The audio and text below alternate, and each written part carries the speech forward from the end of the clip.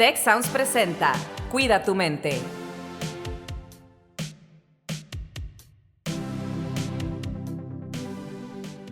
Hola, ¿qué tal? Bienvenidas, bienvenidos a un episodio más de Cuida tu mente. Soy Rosalinda Ballesteros y me acompaña el día de hoy Luis Raúl Domínguez. Luis Raúl, ¿cómo estás?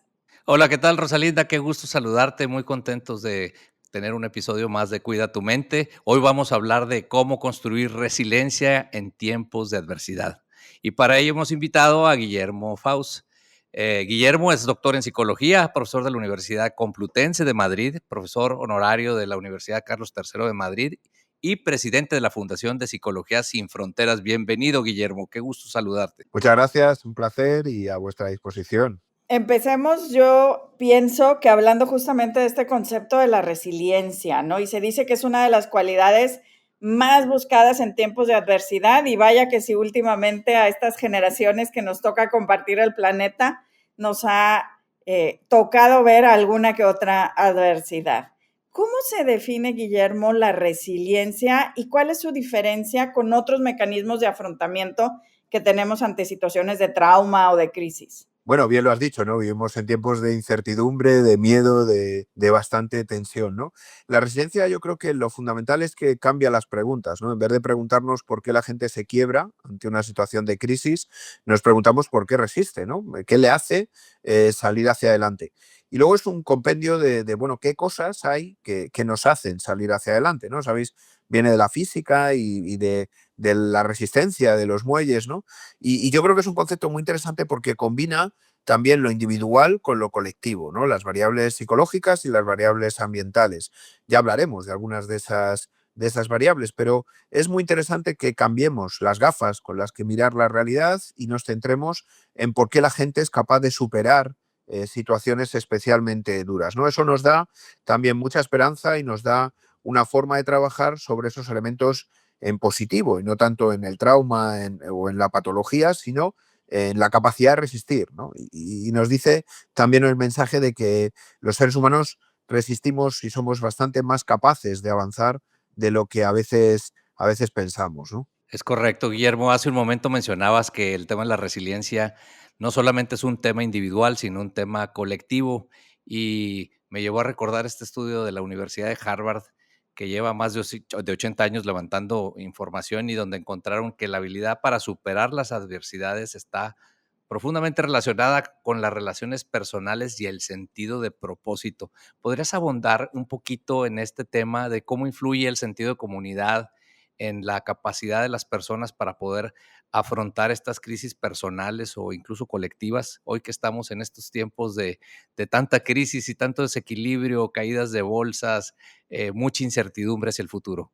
Pues sí, en realidad, del compendio de variables que componen la resiliencia, autoeficacia, autoestima, variables individuales, las que más pesan o la que más pesa es una variable de carácter social, que es el apoyo social, ¿no? El tener relaciones significativas, el tener una mano, un oído que me tienda una ayuda, ¿no?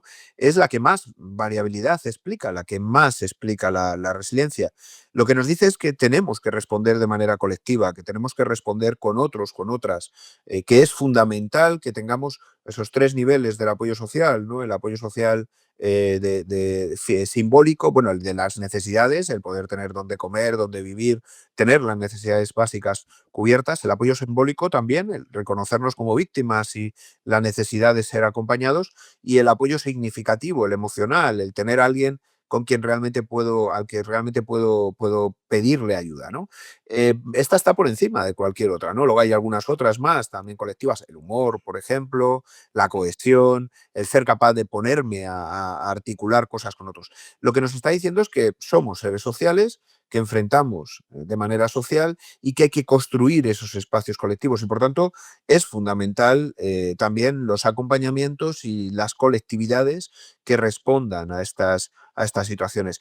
Nosotros somos unos profundos convencidos. Fíjate que cuando intervenimos en estas dimensiones, la primera variable que evaluamos en el triaje en situación de crisis es precisamente la situación de aislamiento, la situación de posible soledad. Y ahí, cuando hay más soledad, cuando hay más situación de aislamiento, es cuando es más necesaria la intervención, ¿no? Déjame reaccionar un poco porque dijiste dos cosas que me parecen muy interesantes. La primera es el humor, como una cualidad que creo que es maravillosa de todos los seres humanos y de la que todos somos capaces, y justamente el podernos reír de ciertas situaciones con humor es muy importante, y es el momento justamente en el que estamos procesando. Y una segunda cosa que es muy importante, y también en el contexto de América Latina, esta cercanía de las relaciones y el problema del aislamiento o la soledad, que en otras culturas que no son tan grupales como las culturas latinoamericanas, cada vez es más fuerte.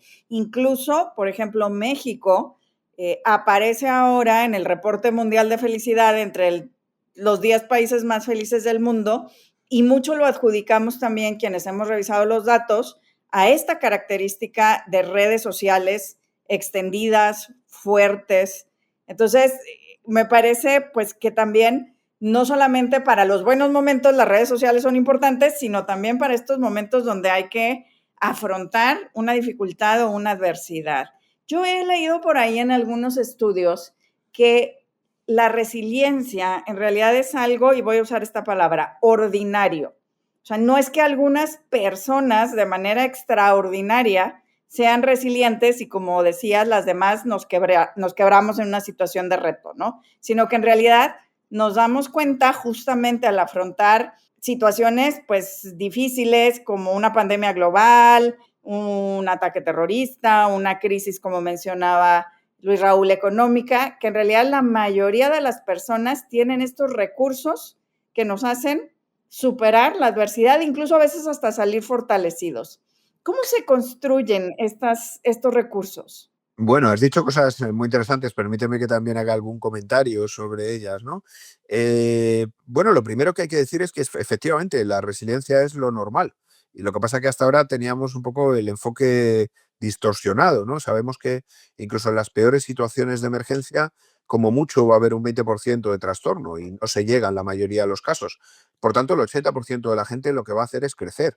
Esto no significa que le diagnostiquemos o le recetemos a alguien un trauma o una situación traumática, pero sí significa saber que cuando estamos ante un trauma, lo que normalmente va a ocurrir es que crecemos, ¿no? Tenemos reacciones normales a situaciones anormales, lo que es anormal es la propia situación, pero en términos generales lo que hacemos es crecer. Y esto es una buena noticia y es una forma de enfocar la realidad hacia lo que realmente ocurre. En segundo lugar, la colectividad. Ojalá no perdamos los latinos también esa característica que nos hace especialmente fuertes, ¿no?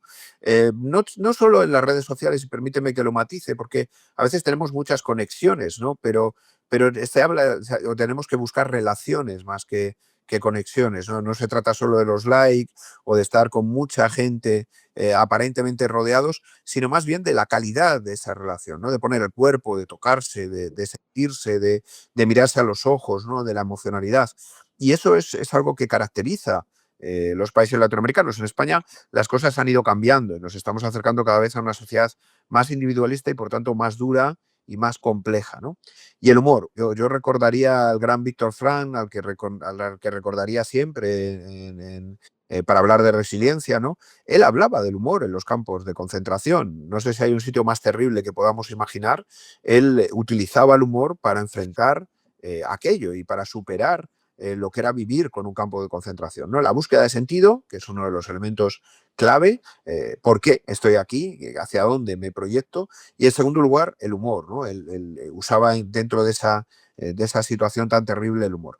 Y el humor es fundamental, reírse de determinadas cosas va a ser fundamental. Y reírse, por cierto, con otros y con otras, ¿no? Nosotros lo hacemos también en acompañamiento a intervinientes, en muchos casos hay chistes, hay chances sobre lo que está ocurriendo que permite. Y lo hacemos también, si me permitís, cuando acompañamos a familias, ¿no? Yo recuerdo pues algún caso, por ejemplo, el 11 de marzo, ¿no? En el que la gente decide recordar en positivo a la persona que se va a ir, ¿no? O aquello que tenéis, que a mí siempre me ha fascinado, ¿no? La propia cultura de la muerte, ¿no? Reírse de la muerte. La muerte es una parte de la vida, hay que integrarla como una parte de la vida y hay que confrontarla, afrontarla, reírse de ella, integrarla, ¿no? Todo eso nos va a venir bastante bien para encontrar esos elementos de resiliencia. Y la última que diría, la resiliencia no es magia, y se puede educar sin duda, pero no nacemos con ella. Es algo que podemos trabajar, ¿no? Y como decías, la mayoría de la gente en realidad lo que va a ser es resiliente y va a crecer, y va a enfrentar bien y va a afrontar estas situaciones de manera positiva. Somos mucho más fuertes de lo que creemos siempre que lo hagamos en compañía. Guillermo, me encanta esa visión tan positiva de que traemos por default, como dicen los expertos en computación, instalado un driver de resiliencia y que en el 80% de las situaciones pues debiéramos de estar creciendo y superando la adversidad. Yo quisiera moverme en ese sentido hacia el tema generacional y cómo hoy en nuestros jóvenes pareciera ser que vemos más fragilidad en lugar de fortaleza y cómo entiendes tú esa distorsión de la que tú mismo hablaste, en la cual pudiéramos intervenir desde la educación, la formación, el acompañamiento con nuestros jóvenes, que hoy cuando vemos los números y las estadísticas aquí en la universidad, pues nos damos cuenta que hay un hueco, pareciera que hay un hueco que no hemos despertado ese driver o que no lo hemos instalado y que estamos ignorando esa parte. No sé si tenga que ver con el tema que le damos demasiado peso al desarrollo tecnológico, a la ciencia, a la inteligencia artificial y los temas humanos los dejamos de lado o qué hay ahí. ¿Tú qué ves, Guillermo? Bueno, yo primero diría, a mí me encanta trabajar con jóvenes, me encanta la educación y diría que son fruto de sus épocas y fruto de lo que los adultos les estamos transmitiendo, ¿no? Para empezar, porque a veces les sobrecargamos, ¿no? O sobrecargamos a una generación con determinadas cosas, ¿no? Yo creo que tiene que ver, por ejemplo, con el manejo de las emociones, ¿no? Hemos dicho que hay emociones positivas y negativas. Y esto no es cierto, hay emociones y ya está, ¿no? Y las emociones todas son necesarias. Claro, nosotros trabajamos en salud mental, por ejemplo, con canciones. Hay una canción de un rapero aquí en España que a mí me encanta, Chollín, con el que trabajamos de manera habitual, que dice algo así como ríe cuando puedas, llora cuando lo necesitas.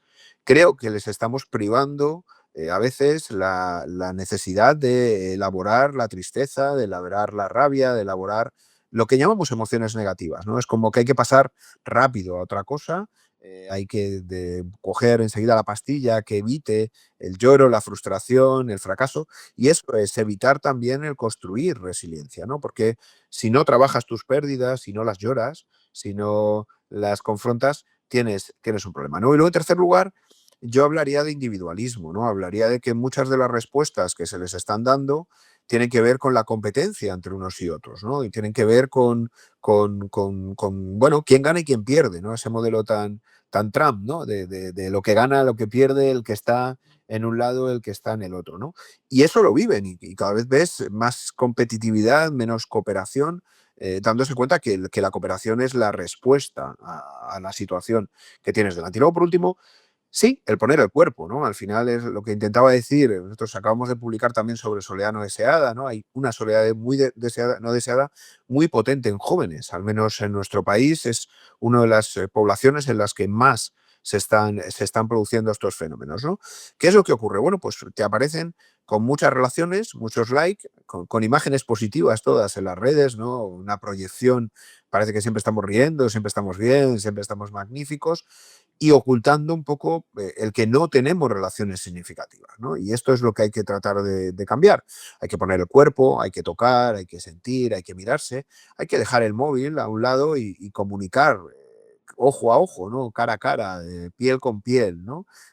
Y todo esto es algo que deberíamos de empezar a trabajar y deberíamos de también construir con ellos. Porque además lo agradecen. En el momento en que descubren dejar el móvil fuera y entonces empezar a mirarse y a tocarse, en el que ponemos el cuerpo, también los educadores y los profesionales tenemos que poner el cuerpo y eso implica poner nuestras emociones, lo cual significa también bastantes cosas, ¿no? Esta yo creo que son algunas de las claves sobre algunos de los errores que probablemente estemos cometiendo en qué estamos transmitiendo a los jóvenes, ¿no? Claro, y eso que dices es muy importante porque pienso en un escenario donde erróneamente, por ejemplo, unos padres piensen que tratar de evitar todo sufrimiento a sus hijos es parte de su labor de, de crianza, cuando en realidad la oportunidad de aprender a recuperarte va de lo más pequeño a lo más grande, ¿no? Entonces, el día que enfrentas una gran crisis, si no se te perdió un juguete y sufriste esa pérdida cuando eras niño, no aprendiste que te puedes recuperar y que vienen otras cosas, ¿no? Entonces, me parece interesantísimo lo que dices y justamente me lleva a preguntarte qué técnicas o enfoques, porque dices, se puede entrenar, por supuesto, pero hay que hacer ciertas cosas o hay que estar dispuestos a poner el cuerpo, a poner las emociones, pero específicamente técnicas o enfoques que nos puedas compartir para que quienes nos escuchan pues aprendan un poquito de cómo hacer más resilientes. Bueno, yo creo que enfrentar las pérdidas, no buscar atajos, no decir, bueno, pues ahora no voy a llorar, ahora no voy a sufrir, ahora te voy a proteger, porque además en esto hay mucho el corto plazo, el medio plazo y el largo plazo, ¿no? A corto plazo puedo dejar de sufrir, puedo dormir, puedo hacer determinadas cosas, pero a largo plazo va a volver y va a transitar y va a venir, ¿no? Después el encuentro significativo, ¿no? Bueno, cada uno en su papel, el padre es padre, el amigo es amigo, el educador es educador, pero tiene que haber comunicación significativa y eso significa también, bueno, ponerse en el lugar del otro, ¿no? Ahí ahora nosotros hablamos de que hay una especie de acuerdo de no agresión en el que no hablemos de cosas que nos vayan a hacer enfadar o que nos vayan a emocionar, ¿no? Y esto hay que eliminarlo, porque si no, no se produce educación, ¿no? Es como todo políticamente correcto, todo, entenderme la idea, ¿no? Parece que todo es un bálsamo de tal, y esto hay que cambiarlo, ¿no? Nosotros trabajamos con algunos instrumentos, la música, por ejemplo, como instrumento de comunicación en valores y de transmisión de valores, los dilemas éticos a la hora de tener que elegir, de tener que confrontar, y las pérdidas, el balance de pérdidas y cómo enfrentarlas. Y no bloquear la pérdida, sino vivirla, transitar en ella, asumirla, sentirla, vivirla. Y luego, decía, entenderme bien en la expresión, ¿no? Tocarse, sentirse, mirarse, la educación de las emociones, ¿no? El trabajo con las emociones, saber que cuando transitamos en la escuela, en la universidad, no estamos formando solo la formación, digamos, operativa de conocimientos, sino que estamos formando ciudadanos y ciudadanas y estamos formando personas, ¿no? Y esto lo hemos abandonado un poco, ¿no? Hemos abandonado un poco por el rendimiento, por la necesidad de competir y demás, hemos abandonado la dimensión humana de lo que somos, la dimensión humana de donde transitamos, ¿no? Y todo esto es parte de lo que hay que intentar cambiar. Tener experiencias emocionales significativas, vivir lo bueno y lo malo, posibilitar eso y posibilitar la comunicación efectiva en cada uno de estos elementos serían algunas de las cosas que posiblemente a mi juicio habría que intentar hacer, ¿no? Interesantísimas técnicas las que mencionas, Guillermo. Me queda una duda. Hablabas hace un momento de la soledad no deseada en los jóvenes. ¿Cómo le hacemos para generar esta comunidad incluyente entre los chicos, entre los jóvenes adultos, que se propicie la conexión social? Decías tú de tocarnos, de hablarnos, de vernos, de cantarnos, ¿por qué no? En este entorno en donde pareciera que somos esclavos de la tecnología y las redes sociales, soltar el móvil quizás sea de los retos más grandes de nuestros tiempos, incluso para los adultos.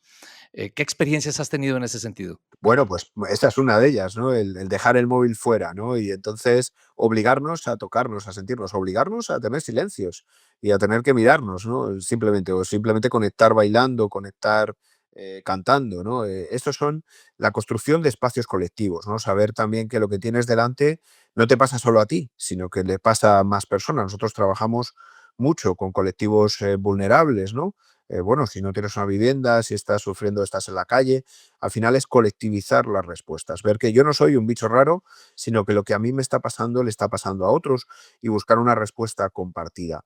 Eso significa romper con esa idea. A ver, yo me puedo fijar en que nos diferenciamos porque yo soy hombre y quien tengo delante es mujer, o porque llevo gafas, o porque soy español, en fin. Pero la idea está en centrarnos en lo que somos de iguales, ¿no? Sin fronteras, somos seres humanos, todos con la misma piel, podemos sentir esa piel y luego tenemos que tener el valor de transitar esa piel. Es como si nos diesen miedo muchas veces las emociones o solo buscásemos una imagen proyectada en positivo, ¿no? Y de hecho, por cierto, cuando más se avanza en esta tarea de la ruptura de la soledad no deseada es cuando se transita por los elementos negativos.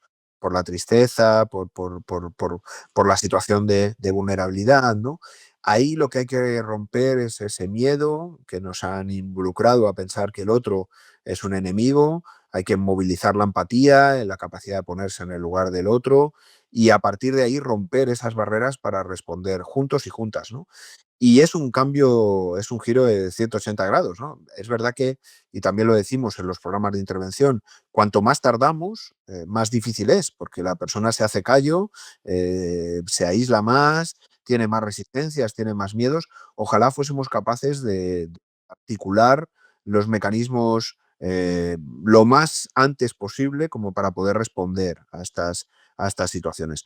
Eh, significa, por ejemplo, que los profesionales de la salud integremos la salud mental como un elemento más, o que los profesionales de la salud mental integremos nuestro cuerpo y nuestras emociones en cómo intervenimos, ¿no? No podemos no podemos tener una bata séptica y ver la realidad sin implicarnos, ¿no? Esto tiene un coste y esto tiene funciona muy bien el ejemplo también, ¿no? El ejemplo de cómo yo lo vivo, ¿no? Es imposible que yo le diga a un niño o a un adolescente que deje el móvil y se comunique cuando yo estoy con el móvil y comunicando, ¿no? Eh, parte de todo esto es lo que probablemente haya que tocar. Y últimamente, parte de las intervenciones son también eso, mira, dejar la tablet, dejemos el móvil y vamos a hacer otras cosas, ¿no? Vamos a descubrir otras cosas. Claro, cuando las descubren ven la potencialidad que eso tiene y cambia, de alguna manera, la forma de enfrentar la realidad. Ojalá seamos capaces de darnos cuenta y de caminarlo, ¿no? Oye, un poco también elaborando en esto que dices, entre más tiempo pasa, más, usaste el término se hace callo, ¿no? Yo con frecuencia digo en las charlas que doy o en las intervenciones que hago, a todos y todas en la vida nos van a pasar cosas que no nos gustan, que no son agradables, eh, que son difíciles, pero son parte de la experiencia de vida, ¿no? Pero en el momento que empieza la situación de crisis, ¿qué consejo nos darías precisamente para, pues, mantener esa claridad mental, para ver cómo se gestiona la situación, la incertidumbre, eso que en este momento no corresponde a lo que esperabas en tu vida, ¿no? Pues mira, yo creo que uno de los elementos fundamentales es no tener vergüenza de compartirlo y no tener vergüenza de llorarlo, de buscar ayuda, ¿no? Nosotros la primera intervención que hacemos siempre es a quién quieres que avisemos, a quién quieres que movilicemos, ¿no? Y luego también descargarnos de culpa, ¿no? Que es otro de los grandes tal, ¿no? Porque necesitamos encontrarle un sentido y resulta que hay cosas que no tienen sentido y que ocurren de por sí y que hay que aceptar sin más. Porque no tenemos la culpa de lo que ha ocurrido, ¿no? Pero esa búsqueda o ese intento de saber que precisamente lo que tú decías también, ¿no? Que es natural que tengamos, que somos un conjunto de pérdidas y que ese conjunto de pérdidas nos va a acompañar, ¿no? Que somos un conjunto de risas y lloros y que la risa y el lloro pueden ir de la mano. Por cierto, en Latinoamérica yo aprendí también desde hace mucho palabras magníficas que no están en las emociones que nos contaban en los libros. Puede haber alegría y tristeza mezcladas, ¿no? Saudade, puede haber una sensación de esa mezcla de emociones, ¿no? Bueno, el no tenerle miedo a transitar hacia eso, el que inmediatamente que yo me vea mal y pueda tener una mano a la que recurrir, un apoyo al que recurrir, todo el trabajo entre pares, por ejemplo, va a ser fundamental, o el trabajo de seguridad que pueda dar una familia para permitir que la persona pueda expresar, ¿no? No tener miedo a llorar, no estigmatizar las reacciones que pueda tener, no tratar de coger atajos, ¿no? Tengo la pérdida y entonces, bueno, enseguida el fármaco que me cure, ¿no? O el alcohol o el pasar página, el negarlo, ¿no? El decir, no, esto no ha pasado. Bueno, todas esas cosas son en las que yo creo que hay que entrenar especialmente, ¿no?